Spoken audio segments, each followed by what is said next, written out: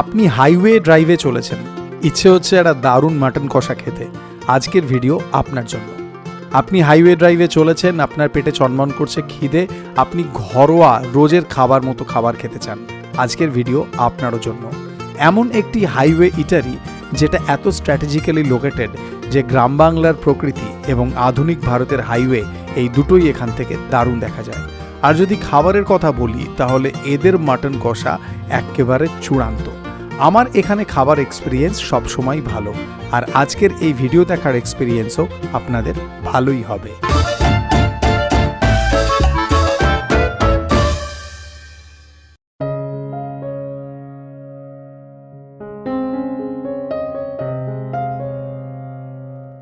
বোলপুর থেকে ফিরছি, রাস্তায় দুর্গাপুর এক্সপ্রেসওয়ের ওপরে জৌগ্রামে সম্রাট হোটেল পড়বে, মাটন স্পেশালিস্ট ওরা। বছরখানেক আগে সম্রাটে আমি ভিডিও করেছিলাম। আজকে অ্যাকর্ডিং টু গুগল ম্যাপ সম্রাট পৌঁছতে এখনও আমাদের ঘন্টাখানেক লাগবে, 2:20-25 মতো বাজবে। যদি মাটন অবশিষ্ট থাকে তাহলে ওখানে মাটন খাবো বা অন্যান্য আরও যা খাবার আছে খাবো, এবং সেই সব কিছু আপনাদের সাথে শেয়ার করব, সেটাই মোদ্দা প্ল্যান। বোলপুরের ভিডিও আপনারা আগে দেখে নিয়েছেন নাকি এই ভিডিওটা আগে দেখছেন সেটা আমি এখনও জানি না। বোলপুরের 3টে এপিসোড শ্যুট হয়েছে, তার মধ্যে একটা ডিটেল একটা গুড়ের ভিডিও, একটা বোলপুরের সন্ধেবেলায় একটা 90 বছরের পুরনো চপের দোকান, চা এবং চপের দোকান 3 জেনারেশন ধরে তারা চালায়, তারা সেই দোকান, তার সাথে একটা ক্যাফে যেটা আপনাদের এই বিশ্বভারতী ক্যাম্পাসের ভেতরেই জনপ্রিয় ক্যাফে, সেই একটা এপিসোড। আর একটা আমি যখন বোলপুর যাচ্ছিলাম তখন বড়া চৌমাথায় যে মন্ডার দোকান আছে সেই মন্ডার দোকান, এবং বোলপুরে বনবিতের হেঁসেল ঘরে আমার খাওয়া দাওয়ার এপিসোড, এই মধ্যে আমি শ্যুট করেছি। এখন আজকে বোলপুরে লাঞ্চ করতে পারতাম, কিন্তু সকালে আমরা যে হোটেলে ছিলাম ওই রিসর্টে এত হেভি ব্রেকফাস্ট করেছি যে যখন আমরা চেক আউট করেছি তখনও খিদে পাইনি। তো এই রাস্তায় যেতে যেতে আমরা সম্রাটে লাঞ্চ করব। আপাতত ঝাঁকুনি খাবো 1, ঝাঁকুনি খাবো 2, বাম পাচ্ছিল এবং সেই সম্রাটের লাঞ্চ আপনাদের সাথে শেয়ার করব। দুর্গাপুর এক্সপ্রেসওয়ে ধরে হোটেল সম্রাট পৌঁছতে কিছুটা সময় লাগবে। আপনারা সেই সময়টুকুতে শান্তিনিকেতন রিট্রিট থেকে ঘুরে আসুন। এই রিসর্টে আমি এইবার শান্তিনিকেতনে ছিলাম। জায়গাটা প্রান্তিক স্টেশনের খুব কাছে এবং খুবই ওয়েল ডেকোরেটেড। এই রিসর্টের পরিবেশ আপনাদের ভালো লাগবে। এটা আমার রুম। এই রুমের জন্য রিসর্ট কর্তৃপক্ষ আমাকে একটি ডিসকাউন্ট দিয়েছিলেন, তার জন্য থ্যাংক ইউ। তবে বাথরুমটা আরেকটু পরিচ্ছন্ন হতে পারতো বলে আমার মনে হয়েছে। অন্যান্য ইকুইপমেন্ট সমস্ত কিছু মডার্ন ছিল, তবে বাথরুমে গরম জল একটু অপ্রতুল ছিল বলে আমার এক্সপিরিয়েন্স। আর এখানে সকালবেলায় যে জলখাবার ছিল যেটা রুমের সাথে ইনক্লুডেড, সেই ব্রেকফাস্টটাও মোটের ওপর ঠিকঠাক ছিল। যদি বলি তাহলে এই রিসর্টের এক্সপিরিয়েন্সকে আমি 10-এ 6.5 থেকে 7 দেব। এইবারে দেখুন, আপনাদের সাথে কথা বলতে বলতে দুর্গাপুর এক্সপ্রেসওয়ে ধরে পৌঁছে গেলাম আমরা হোটেল সম্রাটে।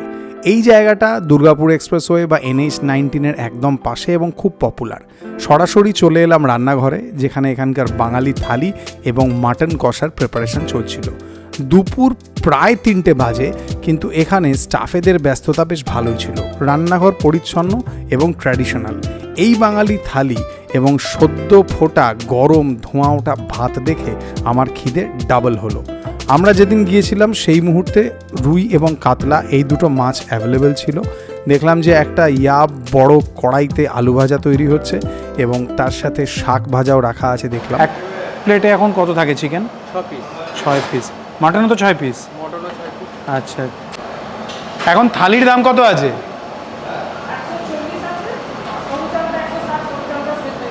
আচ্ছা, হোটেল সম্রাটের মেন অ্যাট্রাকশন কিন্তু এই মাটন কষা। আর সেদিন দুপুরে হোটেল সম্রাটের একতলার বসার জায়গায় মানুষজনের ভালো ভিড় ছিল। আমি দোতলায় উঠলাম, দোতলাটা ফাঁকা ছিল। এরপরে আমি সোজা উঠে গেলাম ছাদে। এই ছাদ থেকে আশপাশের প্রাকৃতিক সৌন্দর্য দারুণ দেখা যায়। একদিকে ক্ষেত আর একদিকে হাইওয়ে। দুর্দান্ত লাগে এই ছাদে উঠে দৃশ্য দেখতে। এই ভিউটা দেখে মনের ক্লান্তি দূর করে তারপরে পেটের শান্তি করার জন্য নিচে নেমে যাব। দুপুরবেলায় বাড়ি থেকে দূরে থাকা ক্ষুধার্ত বাঙালিকে মনের শান্তি এবং প্রাণের আরাম দিতে পারে এমন খাবার আমি অর্ডার করেছিলাম। ঠিক এমন খাবারটাই হোটেল সম্রাটে পাওয়া যায়, আর খাবারগুলো দেখলেই বুঝবেন যে আত্মতৃপ্তি হবেই হবে। 140 টাকার একটা থালি আছে, নিরামিষ থালি, যার মধ্যে আজকে আলু ভাতে আছে, আলু ভাজা আছে, পালং শাক ভাজা আছে, আর এই সয়াবিন আলু দিয়ে একটা সবজি আছে, ডাল আছে, চাটনি আছে, পাঁপড় আছে, রসগোল্লা আছে। এটা আনলিমিটেড, মিষ্টি বাদ দিয়ে। আর আজকে একটু মোটা চাল আছে, সরু চালটা 160 টাকা। তো ডাল দিয়ে শুরু করব। মোটামুটি এই যে খাবারগুলো, আপনারা সবাই এই খাবারগুলোর স্বাদ জানেন, কাজেই নতুন করে কিছু বলার নেই। আমি আগের বছর এখানে এই থালিটাকে শুধুমাত্র দেখিয়েছিলাম, খাইনি, তাই আজকে এই থালিটা অর্ডার করলাম। না হলে শুধু মাটন আর ভাত অর্ডার করলেই যথেষ্ট হতো, তাই না? পালং শাক ভাজা খাওয়া যাক। পালং শাক ভাজা, পালং শাক ঘন্ট, এই সবই আমার খুব প্রিয়। পালং শাক ভাজার সাথে আমি একটু আলু ভাতে নিয়ে নিলাম, এটাই আর ডাল দেবো না।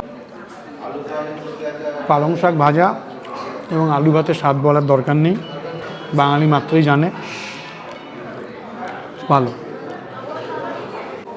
ডাল হচ্ছে মুসুর ডাল, বেশ ঘনই ডাল আছে। তো ডাল আর তার সাথে আলু ভাজা দিয়ে খাবো। এরপরে আলু ভাজা, যার মধ্যে গাজর এবং বিনসও আছে। থালিটা এবারে খেতে চাইলাম, কারণ গতবার এই থালিটাকে শুধুই দেখিয়েছিলাম, ট্রাই করিনি, তাই ভাবলাম থালিটা বাদ যায় এখানে।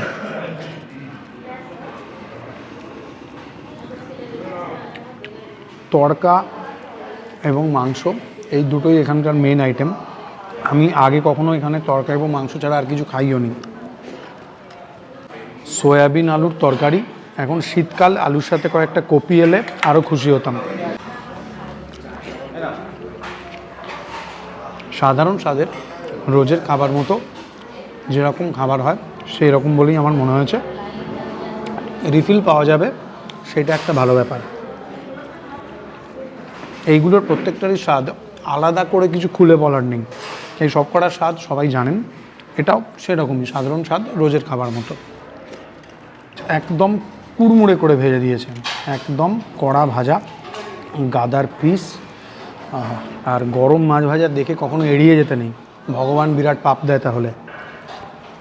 গরম মাছ ভাজা, তার সাথে মুসুর ডাল, খেতে আরামদায়ক। ডালটার স্বাদ ভালো, মাছ কিন্তু বেশ ফ্রেশ বলেই মনে হয়েছে, হয়তো লোকাল ক্যাচ। গরম গরম সুন্দর। আপনি অন দ্য গোয়ে আছেন, আপনার একটা তাড়াতাড়ি ভালো মিলের প্রয়োজন, ভালো স্টপ ওভার, তার জন্য এটা। সম্রাট হোটেলে যেটা খাবো বলে এসেছি এইবারে সেইটা, the star attraction of the show, সম্রাটের মাটন কষা। হাফ পোর্শানে 3 পিস থাকে, ফুল পোর্শানে 6 পিস থাকে। এটা একটা হাফ পোর্শান আছে, মিটের সাইজ এইরকম। থালিতে প্রথমে যতটা ভাত দিয়েছেন অতটা ভাত আমার জন্য একবারে যথেষ্ট। আশা করি সবাই এরকমই এতটা করেই ভাত পাবেন, এবং তারপরে থালিটা রিফিল হয়, ওনারা বলছেন ভাত এবং সবজি এবং ডাল, মিষ্টি বাদ দিয়ে এই সব কিছু রিফিল হয়। গা মাখা থকথকে, হালকা উষ্ণ ঝাল, গরম মশলার ফ্লেভারের ঝোল যেরকম হয় সেরকম ঝোল তো না, এটাকে একটুখানি গ্রেভি টাইপের বলবো। ভালো লেগেছে আমার, বেশ লেগেছে। মাটন কিন্তু এদের কোয়ালিটি নিয়ে কোনো কথা হবে না, এবং মাটনের টেন্ডারনেস নিয়ে কোনো কথা হবে না। এই দেখুন, একদম গোলাপি লালচে মাংস। খাওয়া যাক মাংস দিয়ে মেখে।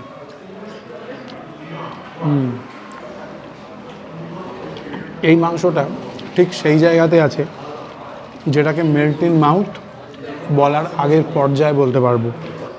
জাস্ট মুখে দিয়ে জিভ দিয়ে একবার নাড়াচাড়া, হালকা একটু বাইট, মাটন গলে যাবে এবং তার ফ্লেভার্সগুলো ছেড়ে যাবে। ঝোলের একটা আফটার টেস্ট আছে, এটা ঝাল ঝাল, খুব হালকা। মাটনের কোয়ালিটি দারুণ, মানে according to my taste palate. ঝোলটাও বেশ লেগেছে, তবে আমার মনে হচ্ছে ঝোলটা আরও একটুখানি হয়তো গরম মশলার সুগন্ধ যেরকম হতে পারলে আরও হয়তো ভালো লাগতো। তবে আনম্যাচড কোয়ালিটি এখনও আছে, মানে আমি 1 বছর পরে আসছি তাতেই মনে হচ্ছে। সুপার। মাটনের আর একটা পিসও দেখুন, মাটনের পিসের টেন্ডারনেস নিয়ে কোনো কথা হবে না। এখানে কয়লার আছে, স্লো কুক হয় মিট। এই দেখুন, একদম সুপার টেন্ডার মিট, সুন্দর, একদম আনম্যাচড কোয়ালিটি। মাটনের ঝোলটা লোভনীয়, তবে যারা তেল মশলা এই ধরনের গ্রেভি খেতে অতটা পছন্দ করবেন না তাদের জন্য শুধু মাটনটাও জব্বর হবে। এই মাটনটা খাওয়া যাক। একদম লাজবাব এক্সপিরিয়েন্স সম্রাটের মাটনের এক্সপিরিয়েন্স। ফ্লেভারফুল ঝোল, গরম মশলার ফ্লেভার আর একটু এনহ্যান্স হলে আরও ভালো লাগতো, তবে মিটের কোয়ালিটি নিয়ে কোনো কথা হবে না আমার মতে। না গো আমার মতে যদি কেউ থালিটা নাও নেন, শুধু মাটন আর ভাত অথবা শুধু মাটন আর রুটি নিলেও সেটা একটা স্টিল ডিল সব সময়ের জন্যই।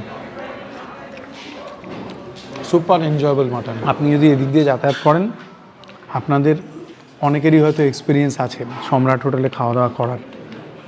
আমি মোস্টলি এখানে যতবারই খেয়েছি ওই তড়কা নয়তো মাংস, ভিডিও এটা নিয়ে দুটো হলো। বাঙালি থালিটা রেগুলার স্বাদের যেরকম বললাম, তবে মাটনটা একদম জয়গুরুটাই, এইটুকুই বলতে পারি। মাটনের পরে আমি চাটনি খাই না কখনো, কিন্তু আজকে খাচ্ছি।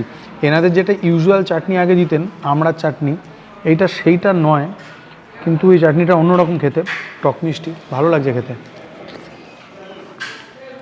মাটনের পরে চাটনি আমার পেটে নেয় না, কিন্তু তাও আমি খেয়ে নিলাম আজকে। বোলপুর থেকে ফেরার পথে সম্রাট হোটেলে খাওয়া দাওয়ার এক্সপিরিয়েন্স আমার ভালো।